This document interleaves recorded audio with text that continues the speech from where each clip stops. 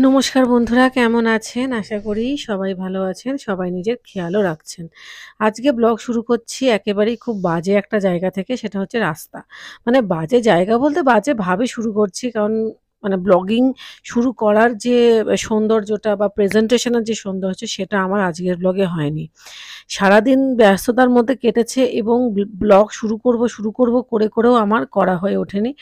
তো এই মুহূর্তে যে ভিডিও দেখছেন সেটা হচ্ছে আমার মেয়েকে নিয়ে আমি স্কুল থেকে ফিরছি এবং আজকে যে রিক্শাওয়ালাটাকে দেখছেন ইনি আমাদের সেই রিক্শাওয়ালা কাকুটি নন। ওনাকে পাইনি আমি, তো অগত্যা একেই ধরতে হলো। আর এদিকে রাস্তাঘাটের অবস্থা কিন্তু অত্যন্ত বিপজ্জনক এবং এই যে রাস্তাগুলো দেখছেন না, এগুলো কিন্তু বৃষ্টিতে পুরোই ভরাট হয়ে থাকে এবং যথেষ্ট খানাখন্দ হয়ে আছে, বড় বড় গর্ত হয়ে আছে। আমি জানি না যে এইগুলো নিয়ে কবে মাথা ঘামানো হবে। এই যে সামনে দিয়ে একটা চলে গেল অনেকখানি গর্তওয়ালা রাস্তা। আ প্রত্যেকটা জায়গাতে এরকম অবস্থা এবং এই রাস্তাটার উপর দিয়ে ভীষণভাবে চাপ যায়। আরেকটা যে রাস্তা আছে যেটা মিরপাড়া, মানে আমার বাড়ির সামনে দিয়ে যে রাস্তাটা গেছে সেটা ইউজই করা হয় না। আমি জানি না তার কি কারণ। কারণ একটা রাস্তার উপরে যদি চাপ পড়তে থাকে তো সেটা তো খারাপ হওয়াটাই স্বাভাবিক, তাই না? কোনো টোটোওয়ালা, কোনো রিক্শাওয়ালা যেতেই চায় না ওইদিকে। কি প্রবলেম আমি জানি না। আর রইল রাস্তার কথা, রাস্তা তো সব জায়গাতেই খারাপ হচ্ছে। নতুন করে মিরপাড়ার রাস্তা যে কি খারাপ হচ্ছে আমি তো বুঝতে পারছি না। তো ওই যে কথা বললাম, একটা রাস্তার উপরে বারবার চাপ পড়লে বা অত্যাধিক চাপ পড়লে প্রবলেম তো হবেই। কিছুটা প্রবলেম আমরাও আজকে ফেস করেছি। ওই জ্যাম। এই রাস্তাটা দিয়ে যখন আমি মেয়েকে আনতে যাচ্ছি তখনও জ্যাম। যখন মেয়েকে স্কুলের থেকে নিয়ে আসছি তখনও জ্যাম। তো যাই হোক, এবারে একটা ইম্পোর্টেন্ট কথাতে আসি, সেটা হচ্ছে আজকের ব্লগটা কিন্তু একটুখানি খাপছাড়াভাবে শুরুও হয়েছে এবং শেষটাও কিন্তু একটু অন্যরকমভাবেই হবে, মানে খাপছাড়াভাবেই হবে। তার কারণ বাড়িতে যখন আমি গেছি তখন ইলেকট্রিসিটি একেবারেই নেই। আর তারপরে আপনাদের জন্য একটা সুন্দর খবরও আছে, সেটা ব্লগে থাকলে আপনারা দেখতে পাবেন। তো কি আর বলবো, যাই হোক এখন বাড়ির পথে চলেছি। বাইরে খটমট রোদ, আকাশ পরিষ্কার, কিন্তু আমার বাড়ির সামনে জলে জল।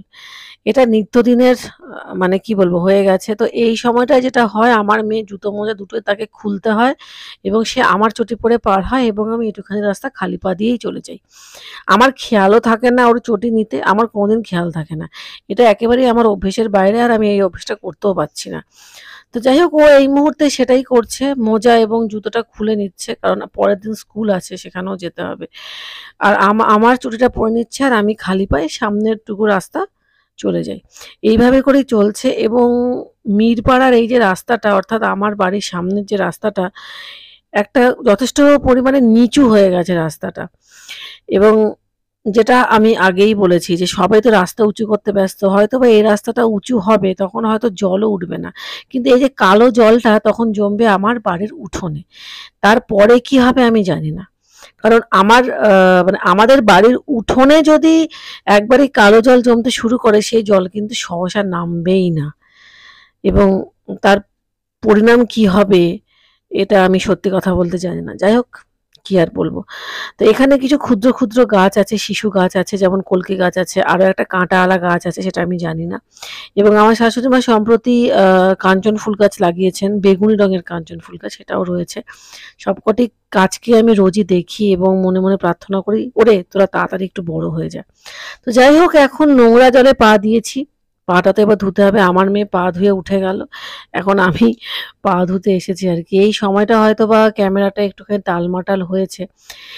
এই সময় যখন আমি পা ধুচ্ছি তখনও অবধি কিন্তু কারেন্ট আছে, কিন্তু তারপরে সেই যে কারেন্ট গেল, বাপরে বাপ! আর তারপরে এত ঘ্যামাটে গরম, ও ভাল লাগে না। ভীষণ বিরক্তিকর, ভীষণ বিরক্তিকর। তো বাইরের এই যে কলটা দেখছেন, এটা এই জন্যই করা হয়েছে যাতে করে জল পাড়িয়ে এলে বা বাইরে থেকে কেউ এলে পাটা ধুয়ে আমরা ঘরে ঢুকতে পারি। যাই হোক, এখন খাওয়া দাওয়া সব কমপ্লিট হয়ে গেছে, তো এখন আমি এসেছি ছাদে, কারণ কারেন্ট চলে গেছে। তো এসে যেটা প্রথমে দেখে আমার মনটা ভালো হলো সেটা হচ্ছে আমার হাতে লাগানো করলা গাছে ফুল এসেছে।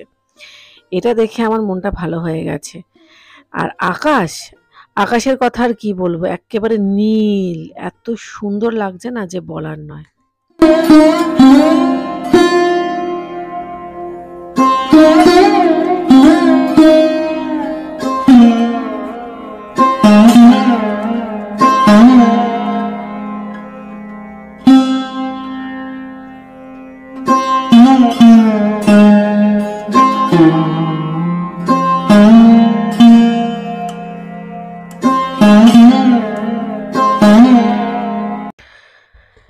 যাই হোক বন্ধুরা, এখন ব্লগটাকে আমি এইভাবে করেই স্থগিত রাখছি এবং আপনাদের সঙ্গে আহ, দেখা হচ্ছে পরের ব্লগে, এবং সেখানে আপনাদের জন্য কিন্তু একটা সারপ্রাইজ আছে। তো আমার সঙ্গে আমার ব্লগ দেখতে থাকুন।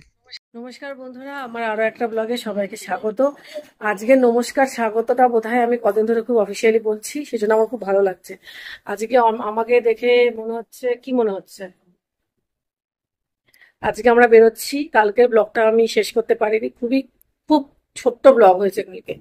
মানে কারেন্ট অফ হয়ে গেছিল, তারপরে আমার মেয়েকে নিয়ে টিউশনে গেছি, তারপরে এসে আর ব্লগ করা হয়নি, কারণ প্যাকিং ছিল প্রচুর, সেগুলোকে করা, সমস্ত কিছু নিয়ে বেরোনো, মানে সমস্ত কিছু গোছানো, এবং কিছু টুকিটাকি কেনাকাটাও ছিল, এই সমস্ত কিছু করা টরা নিয়ে আমাদের আর কালকে আমার আর কি ব্লগটা কন্টিনিউ করা হয়নি, ওখানেই শেষ হয়ে গেছে। কারেন্ট এসেছিল ওই 6টা 7টার দিক করে চলে এসেছিল, তারপর বিভিন্ন রকমের গোছগাছ ছিল, তো এই সমস্ত কিছুর জন্য আর কোনোভাবে প্যাকিং মানে ব্লগটা আর করা হয়নি। তো এখন আবার শুরু করছি, এখন বাজছে 2টো, ট্রেন হচ্ছে আমাদের 4:50। আমরা অনেকটাই আগে বেরোবো, তার কারণ আমাদের রাস্তায় জল এবং বৃষ্টি আসতে পারে, সেই জন্য, কারণ বাচ্চা নিয়ে যাব, খুব সমস্যা, যাতে মানে খুব সমস্যার মুখে যাতে না পড়তে হয়, সেই জন্য আমরা আগে আগে যাবো।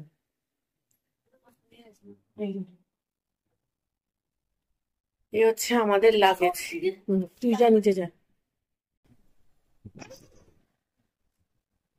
তো ব্লগটা এখানেই আমি কিন্তু স্টপ করছি, মানে আর আমি ব্লগ এখন করব না, একেবারে ট্রেনে হয়তো বা হাওড়া স্টেশনে গিয়ে, হয়তো মোবাইলটা খুলবো, ব্লগিংটা করবো, মাঝে কোনো ব্লগ হবে না, কারণ বাচ্চা নিয়ে লাগেজ নিয়ে বারবার ফোন অন করা অফ করা একটু অসুবিধা। তো ঠিক আছে, একেবারে দেখা হচ্ছে হাওড়া স্টেশন।